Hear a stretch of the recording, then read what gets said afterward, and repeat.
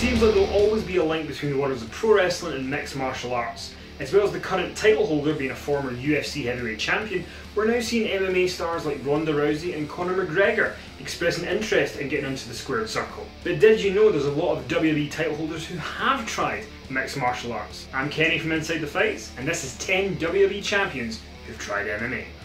Number 10, Shinsuke Nakamura. As well as evolving into one of the best professional wrestlers on planet Earth, Shinsuke Nakamura is also an accomplished fighter. In the early portion of his career, Nakamura picked up 3 victories by submission between the years of 2002 and 2004. Despite focusing on his professional wrestling since then, Nakamura recently revealed that prior to hanging up the gloves for his wrestling boots, Dana White offered him a contract in 2005. Thankfully for the pro wrestling fans out there, he declined and decided to stay with New Japan Pro Wrestling, eventually moving to the WWE. But who knows how things would have transpired if Nakamura took the deal from Uncle Dana. Number 9, Alberto Del Rio. Before becoming a multi-time WWE and World Heavyweight Champion, Alberto Del Rio was a superstar of wrestling in Mexico. But alongside his pro wrestling achievements, he also spent significant time in the world of MMA, with a fighting career that spanned from 2001 to as recently as 2010. What's also notable is that before his WWE champion days, Del Rio was a masked wrestler known as Dos Caras Jr. and was so dedicated to respecting his wrestling traditions that he even wore a mask during his MMA bouts, most notably in his bout with MMA legend Mirko Cro Cop. Number 8, Batista. Post-WWE, Dave Batista decided to tick MMA off his bucket list by taking on journeyman fighter Vince Lucero. The animal got off to a rocky start, failing to find his feet with his striking game, before switching tactics and taking down his opponent and successfully stopping the fight in his favour. Since then, Batista has focused himself more on his booming acting career, but still found the time for a cheeky WWE return in the run-up to WrestleMania 30. Number 7, Bart Gunn. You might remember Bart Gunn as the man who threw a spanner in the works for WWE when he competed in the infamous Brawl for All. This shoot tournament was designed to give Dr. Death Steve Williams the push of a lifetime, but Bart, due to no fault of his own, ended up in the bad books by knocking Williams out cold. And what was his reward for his hard work? Being fed to Butterbean in a boxing match. This former WWF Tag Team Champion went on to compete twice in MMA, winning one and losing one, but it's his outstanding Brawl for All antics that will stand the test of time.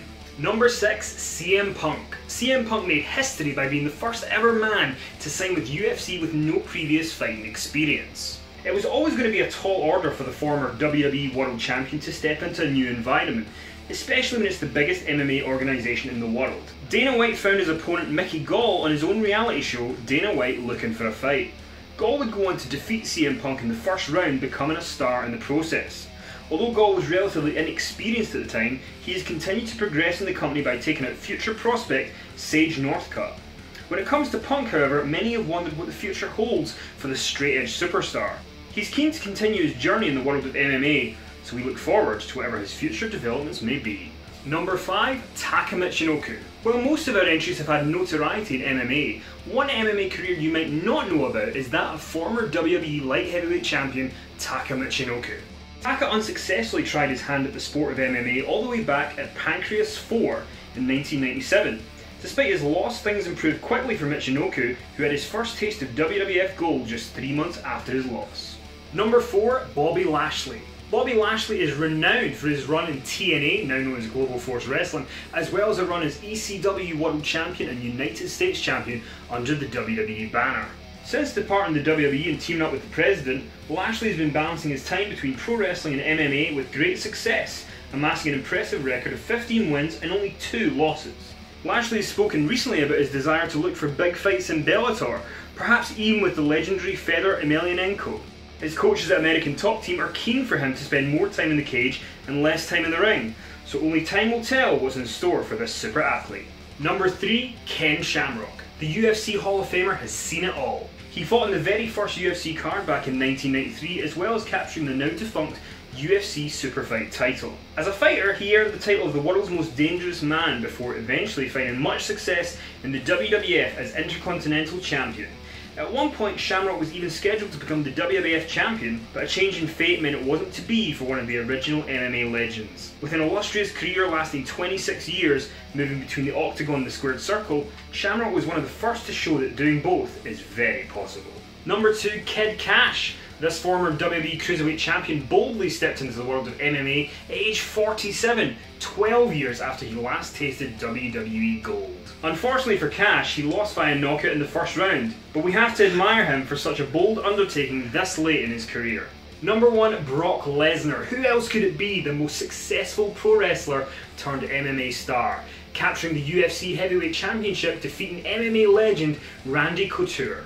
After an impressive MMA debut in Dynamite USA, Brock Lesnar said to Dana White that he wanted to jump right into the deep end. Quite obliged, and after a difficult start, Lesnar went on to destroy Tim Sylvia, win the title, take out the seemingly invincible Shane Carwin, and even the score with Frank Mir in devastating fashion.